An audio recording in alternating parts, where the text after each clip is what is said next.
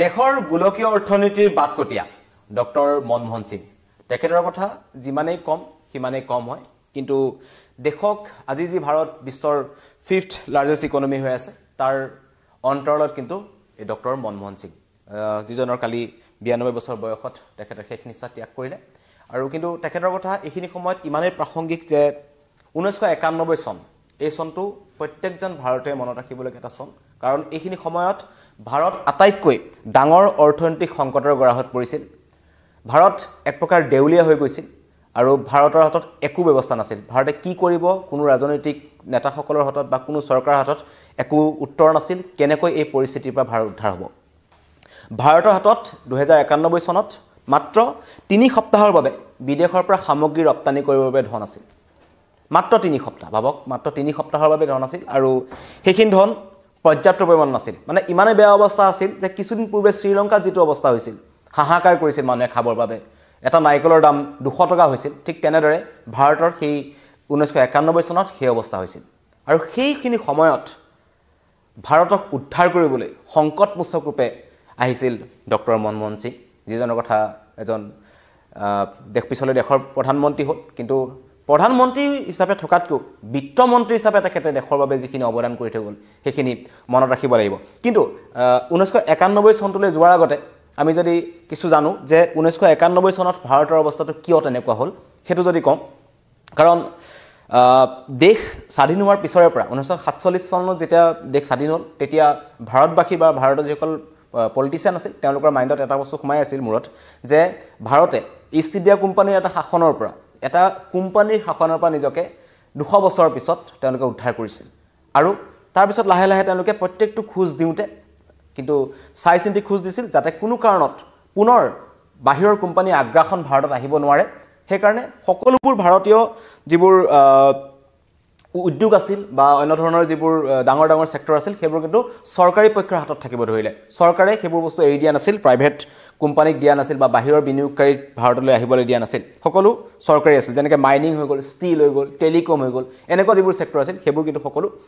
চৰকাৰ হাতত থাকিল কিন্তু প্ৰাইভেট আৰু তাৰ মাজতে 4-5টা ডাঙৰ ডাঙৰ উদ্যোগপতি বা ডাঙৰ ডাঙৰ প্ৰাইভেট কোম্পানীয়ে 2-4টা কাম ভাৰতত কৰিছিল কিন্তু সেইখিনি ডাঙৰ ডাঙৰ যথেষ্ট কঠিন আছিল হেতু সময়ত ভাৰতত উদ্যোগ আৰম্ভ কৰাটো কাৰণ তেওঁলোকৰ ওচৰত ধন নাছিল আৰু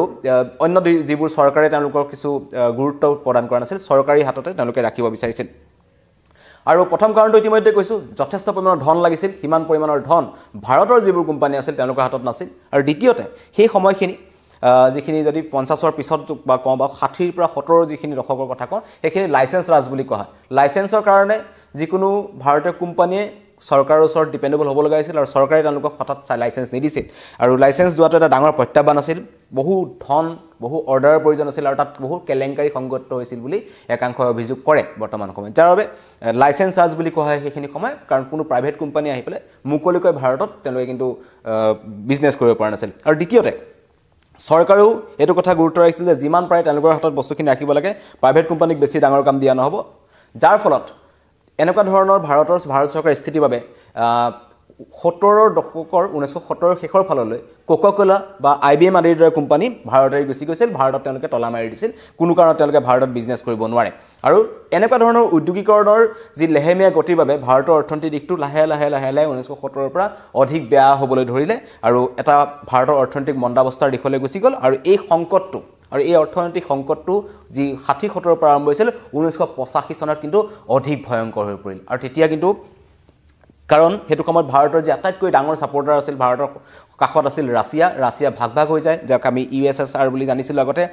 14-15খন দেশ একত্ৰিত হৈ আছিল তেওঁলোক ইউনিয়ন হিচাপে বিভক্ত হৈ যায় যাৰ ফলত ৰাছিয়াৰ লগত ভাৰতৰ যি সম্পৰ্ক আছিল বা যি বিজনেছৰ হওক বা অন্য ধৰণৰ যি সম্পৰ্ক আছিল সেইবোৰ কিছুদিনৰ বাবে ৰখি যায় আৰু লগে তাৰ কিছুদিন পিছত মধ্যপ্ৰাচ্যত যি আমি গালফ কাণ্ট্ৰি বুলি কওঁ গালফ কাণ্ট্ৰিৰ সময়ত এখন ডাঙৰ যুঁজ লাগে যাৰ ফলত তেলৰ দামটো বহুত বৃদ্ধি হৈ যায় আৰু তেলৰ দাম বৃদ্ধি হোৱাৰ লগে ভাৰতৰ অৰ্থনৈতিক দিশটো অধিক তললৈ নামি যায় কাৰণ তেলৰ দাম বঢ়াৰ লগে সকলো সামগ্ৰীৰ দাম বাঢ়িবলৈ ধৰিলে দাম বঢ়াৰ লগে ভাৰতত সকলো বস্তু সামগ্ৰীৰ দাম বাঢ়িল মানুহৰ হাতত চাকৰি নাছিল ভাৰতৰ মানুহৰ হাতত অন্য ধৰণৰ বিজনেছ কৰিব পৰাকৈ কোনো ধৰণৰ অন্য ধৰণৰ ক্ষেত্ৰ নাছিল গতিকে ভাৰত 1990ৰ শেষলৈকে ইমানে বেয়া হৈ পৰিল যে মাত্ৰ 25,000 ফৰেন এক্সচেঞ্জ ভাৰতৰ ওচৰত আছিল ৰপ্তানি কৰিবৰ বাবে 25,000 কোটি টকা ফৰেন এক্সচেঞ্জ আছিল ভাৰতৰ ওচৰত আৰু তাৰ পিছত 1991 চনত যেতিয়া চৰকাৰ হ'ল এখন দুৰ্বল চৰকাৰ হ'ল জনতা পাৰ্টিয়ে চৰকাৰ গঠন কৰিছিল আৰু কেইবাটাও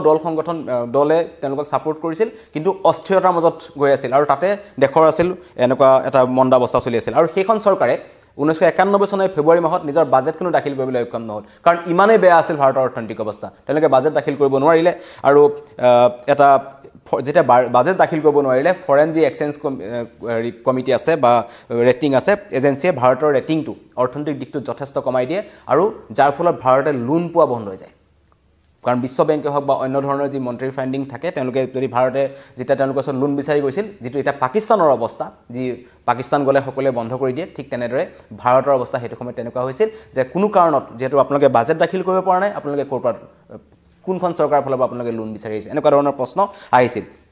আৰু সেইটো সময়তে সেইখন চৰকাৰৰ যি জনতা পাৰ্টি চৰকাৰ আছিল বিত্তমন্ত্ৰী দৌৰি গ'ল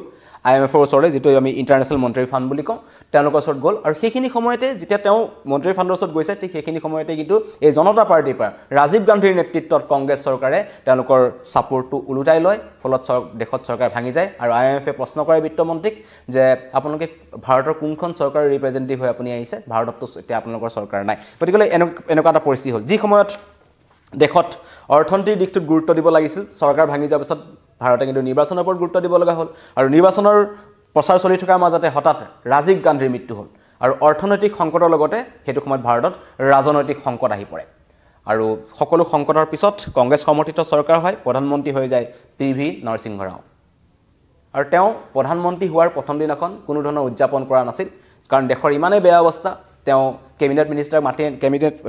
ছেক্ৰেটাৰীক মাতি আনি সুধিলে যে সঁচাকৈয়ে ভাৰতৰ অৱস্থাটো ইমানেই বেয়া নেকি যিটো আমি কাগজে পত্ৰই দেখি আছোঁ কেবিনেট ছেক্ৰেটাৰীক সুধিলে আৰু কেবিনেট ছেক্ৰেটাৰীয়ে কৈছে ভাৰতৰ অৱস্থা তাতকৈও বেয়া যিটো আমি কাগজে পত্ৰই দেখি আছোঁ ভাৰতত মাত্ৰ 3 মাহ চলিব পৰাকৈ পইচা আছে তাৰ বাহিৰে কিন্তু যদি এতিয়াই একো কাম কৰা নহয় তেন্তে কিন্তু ভাৰত বেংকক্ৰাফ্টত গুচি যাব ভাৰত এখন সম্পূৰ্ণ দেউলীয়া হৈ পৰিব আৰু ভাৰতৰ অৱস্থা বহুত বেছি বেয়া হৈ পৰিব লগে লগে প্ৰধানমন্ত্ৰী PV নৰসিংহ ৰাওয়ে যি প্ৰাক্তন RBI গভৰ্ণৰ আছিল মনমোহন সিঙলৈ ফোন কৰিলে তেখেতলৈ ফোন কৰিলে তেখেত অৰ্থনৈতিক যি মই কৈছোঁ সংকটমোচক ৰূপে ভাৰতলৈ আহিছিল আৰু তেওঁ ফোন কৰি তেওঁ ক'লে যে আজিৰ পৰা আপুনি বিত্তমন্ত্ৰী আৰু দেশক উদ্ধাৰ কৰাৰ দায়িত্ব আপোনাৰ তেতিয়া মনমোহন সিঙে তেখেতৰ যি অৰ্থনৈতিক দূৰদৰ্শিতা তেওঁ আছিল কাৰণ তেখেতক আমি সকলোৱে জানো তেখেতে এজন ডাঙৰ অৰ্থনীতিবিদ আছিল আৰু সেইখিনি সময়ত তেওঁ কিন্তু চিন্তা কৰিলে যে ভাৰতৰ তেওঁ দূৰদৰ্শী চিন্তা এটা কৰি তেওঁ কেইটামান ব্যৱস্থা হাতত ল'লে যিকেইটা ব্যৱস্থা সেইটো সময়ত কিন্তু সকলোৱে তেখেতক বিৰোধিতা কৰিছিল কাৰণ প্ৰথমতে তেওঁ কি কৰিলে যে দেখিলে ভাৰতৰ অৱস্থা ইমানেই বেয়া যে প্ৰথম এবছৰ বা 1.5 বছৰ চলিব পৰাকৈ ভাৰতক কেনেকৈ স্থিৰতা কৰিব পাৰি যেটো অস্থিৰ চলি আছিল অৰ্থনৈতিক অৱস্থা স্থিৰ কেনেকৈ কৰিব পাৰি যাৰ বাবে তেওঁ চিন্তা কৰিলে তেওঁ প্ৰথমতে ভাৰতৰ টকাৰ মূল্য ডলাৰতকৈ 20% তললৈ নমাই দিলে এতিয়া 1% বা 2% বাঢ়িলে কমি গ'লে ডলাৰৰ মূল্যকে টকাৰ মূল্যটো যেতিয়া কমি আহে বহুত হুলস্থুল হয় ভাবক সেইটো সময়ত কিমান হুলস্থুল দিছিল তেওঁ 20% কমাই দিছিল আৰু সেইখিনি সময়ত সেইটো যথেষ্ট গুৰুত্ব আছিল কাৰণ ৰপ্তানিৰ দিশটোত তেওঁ গুৰুত্ব প্ৰদান কৰিব বিচাৰিছিল যাতে বাহিৰৰ পৰা আহক আমাৰ ইয়ালৈ মানুহ যাতে টকাৰ মূল্যটো কমাই দিয়া হৈছিল তেওঁ টকাৰ মূল্য কমাই দিলে যাৰ ফলত ৰপ্তানি বঢ়াবলগীয়া হ'ল আৰু ৰপ্তানি বাঢ়িল দ্বিতীয়তে দেশৰ পৰা 47 টন সোণ তেওঁ বিদেশৰ বেংকত ৰাখি তাৰ পৰা তেওঁ তাৰ বিনিময়ত ধন আনিলে যিখিনি সেইখিনি সময়ত লগালগ যাতে 6 মাহ 7 মাহ ভাৰতখন চলিব পাৰে সুস্থিৰভাৱে ভাৰত যাতে চলিব পাৰে তেনেকুৱা ব্যৱস্থা কৰিব পৰাকৈ কিন্তু মনমোহন সিঙে এসপ্তাহৰ ভিতৰত দেশৰ এনেকুৱা 2-3টা ষ্টেপ লৈছিল যিটো মই প্ৰথমতে ক'লো ডলাৰৰ মূল্যতকৈ ভাৰতৰ টকাৰ মূল্যৰ পৰিমাণ 20% তেওঁ কমাই দিলে যাৰ ফলত ৰপ্তানি বাঢ়ি গ'ল আৰু দেশৰ 47 টন সোণ বিমানৰ যোগে এয়াৰলিফ্টৰ যোগে তেওঁলোকে লৈ গ'ল বিদেশৰ বেংকসমূহত ৰাখিলে তাৰ বিনিময়ত ধন ভাৰতলৈ আহিল কেছ পইচা আহিল ভাৰতলৈ আৰু বিত্তমন্ত্ৰী হোৱাৰ এমাহৰ পিছতে এখন তেওঁ বাজেট দাখিল কৰিলে যিখন বাজেটক আজিৰ তাৰিখতো কয় যেখন ইমানে সুন্দৰ এখন বাজেট আছিল মনমোহন সিঙে বাজেট দাখিল কৰিছিল কৃষি খণ্ড উদ্যোগ খণ্ড সকলো ভাৰতৰ যিবোৰ মূল খণ্ড আছিল সকলোৰ ওপৰত উদ্যোগীকৰণৰ ওপৰত গুৰুত্ব দিয়া হৈছিল প্ৰথমখন যি বাজেট মনমোহন সিঙে দাখিল কৰিলে এমাহৰ পিছতে তেওঁ দাখিল কৰিছিল সেইখন দাখিল কৰাৰ পিছতে ভাৰতৰ অৰ্থনৈতিক অৱস্থা লাহে লাহে সুস্থিৰ হ'ব ধৰিল তাৰ কাৰণ আছিল যে সেই বাজেটখনত বহুকেইটা গুৰুত্বপূৰ্ণ দিশ তেওঁ ৰাখিছিল যেটো আমি অপেন পলিচি বুলি কওঁ মনমোহন সিঙৰ দিনতে আহিল কাৰণ 1991 চনৰ আগলৈকে ভাৰতত ৰপ্তানি কি সামগ্ৰী কৰিব এখন লিষ্ট আছিল সকলো সামগ্ৰী ভাৰতে বাহিৰলৈ পঠাব পৰা নাছিল বা নপঠাইছিল তেওঁলোকৰ এইটো চৰকাৰৰ পলিচি আছিল যে আমি এইকেইটা সামগ্ৰীহে বাহিৰলৈ পঠাম বাকিখিনি তেওঁলোকে নপঠায় কিন্তু এই লিষ্টখনৰ মনমোহন সিঙৰ যিখন বাজেট আছিল তাৰ পৰা উঠাই দিয়া হ'ল আৰু ক'লে যে সকলো বস্তু ৰপ্তানি কৰিব পাৰি ভাৰতত যিসমূহ বস্তু ৰপ্তানি হয় বিদেশলৈ যদি ৰপ্তানি কৰিব লগা হয় সকলো সামগ্ৰী ৰপ্তানি কৰিব পাৰিব গতিকে সেইটো এটা বস্তু কৰি দিয়া হ'ল এটা গুৰুত্বপূৰ্ণ দিশ বাজেটখনৰ লগতে বিদেশৰ পৰা যিসকল বিনিয়োগকাৰী ভাৰতলৈ আহিব বিচাৰিছিল আগতে তেওঁলোকৰ বাট বন্ধ আছিল কাৰণ ইতিমধ্যে কৈছোঁ 1970 দশকত কোকা-কোলা IBMৰ দৰে কোম্পানীয়ে ইয়াৰ তলা মাৰি গুচি যাব লগা হৈছিল কাৰণ চৰকাৰে হস্তক্ষেপ কৰিছিল সকলো ক্ষেত্ৰত কিন্তু এইবাৰ বিনিয়োগকাৰীসকলক তেওঁ ৰঙা দৰিচা পাৰি দিলে যে আহক ভাৰতত বিজনেছ কৰক আৰু এনেকুৱা এখন বাজেট তেওঁ দিলে আৰু তেনেকুৱা কিছুমান গুৰুত্বপূৰ্ণ দিশ দিলে কাৰণ যি বিনিয়োগকাৰীয়ে ভাৰতৰ কোম্পানী বিনিয়োগ কৰিব 51% ইনভেষ্ট তেওঁ এলাউ কৰি দিয়া হ'ল ভাৰতৰ ফালৰ পৰা বাজেটত উল্লেখ কৰিলে আৰু ইয়াৰ লগে লগে লাইসেন্স ৰাজটো শেষ হৈ গ'ল যেটো ভাৰতৰ প্ৰাইভেট কোম্পানীসমূহে চৰকাৰৰ ওচৰত যাবলগীয়া হৈছিল বিভিন্ন ধৰণৰ বাবে কিবা কাম কৰিবৰ বাবে লাইসেন্স বিচাৰিবলগীয়া হৈছিল চৰকাৰে তেওঁলোকক ধনৰ বিনিময়ত লাইসেন্স দিব এনেকুৱাবোৰ কাম কিন্তু মনমোহন সিঙৰ দিনত নাইকিয়া কৰি দিয়া হ'ল লগে লগে বিজনেছৰ বাট মুকলি হ'ল বিনিয়োগকাৰী আহিবলৈ ধৰিলে বিদেশৰ বিনিয়োগকাৰী আহিব ধৰিলে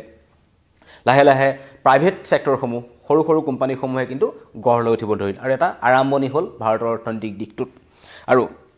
সকল দিশ 1991 আগলৈকে দেশৰ ডাঙৰ ক্ষেত্ৰত চৰকাৰৰ ফালৰ পৰা ৰিজাৰ্ভ কৰি ৰখা হৈছিল সকলো মুক্ত কৰি দিয়া হ'ল অপেন পলিচি ৰাখি দিয়া হ'ল আৰু কোম্পানীবোৰৰ বাবে বাৰে বাৰে যি পাৰমিশন লোৱা সিস্টেম আছিল সেইটো উঠাই দিয়া হ'ল গতিকে ভাৰতৰ যিসকল নতুনকৈ যি উদ্যোগ ষ্টাৰ্ট কৰিব বিচাৰিছিল বা আৰম্ভণি কৰিব বিচাৰিছিল যিসকলে বিজনেছ কৰিব বিচাৰিছিল লাহে লাহে যেতিয়া ধন আহিছিল সকলোখিনি কিন্তু তেওঁলোকে কৰিবলৈ ধৰিলে আৰু তাতকৈ ডাঙৰ কথা ভাৰতৰ ৰাজপথত সেইটো সময়ত 1990 আগলৈকে যদি কওঁ আমি এম্বেছাডৰ দেখিছিলোঁ আৰু প্ৰিমিয়াৰ পদ্মিনীৰ দৰে কাৰ দেখা পোৱা গৈছিল কাৰ বজাৰখন ভাৰতত হঠাৎ সলনি হ'ব ধৰিল 1991 পিছত কি আহিলে আমাৰ তেতিয়া 1991 পিছত হোণ্ডা টয়োটা হোণ্ডা এনেকুৱা ধৰণৰ বিভিন্ন ধৰণৰ বাহিৰৰ কোম্পানীবোৰ আহিবলৈ ধৰিলে গাড়ী কোম্পানী আৰু ভাৰতত যে নতুনকৈ উদ্যোগীকৰণ ষ্টাৰ্ট আৰম্ভণি হ'ল বাজাজ আহিলে এনেকুৱা ধৰণৰ কোম্পানীবোৰ ভাৰতৰ যিবোৰ কোম্পানী আছে তেওঁলোকে নিজৰ বস্তু প্ৰডাক্ট আৰম্ভ কৰিলে আৰু যিবোৰ ভাৰতত নতুন যি মুক্ত ভাৰত বুলি কম অৰ্থনৈতিকভাৱে মুক্ত ভাৰতত কিন্তু বহুত জনপ্ৰিয় হ'ব ধৰিল সকলোৱে সেইবোৰ ক্ৰয় কৰিবলৈ ধৰিল আটাইতকৈ ডাঙৰ কথা যিমানে উদ্যোগ হ'ল ভাৰতত চাকৰি মুকলি হ'ল আৰু ভাৰতীয়সকলে চাকৰি পাবলৈ ধৰিলে যেটো পূৰ্বে চৰকাৰী চাকৰিৰ ওপৰত সকলোৱে চিন্তা কৰিব লগা হৈছিল চৰকাৰী চাকৰিয়ে পাব এতিয়া লাহে লাহে ব্যক্তিগত খণ্ডৰ যেতিয়া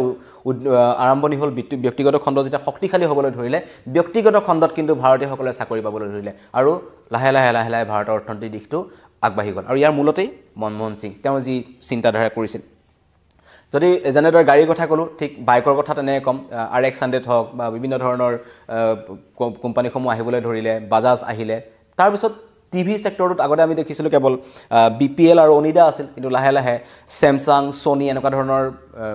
কোম্পানীবোৰ ভাৰতৰ বজাৰত আহিবলৈ ধৰিল আৰু তেওঁলোক সফল হ'বলৈ ধৰিল তেওঁলোকে দেখিলে যে ভাৰতখন এখন সফল বজাৰ ভাৰতখন এখন ডাঙৰ বজাৰ ইয়াত যিকোনো ধৰণৰ ইমান ডাঙৰ এখন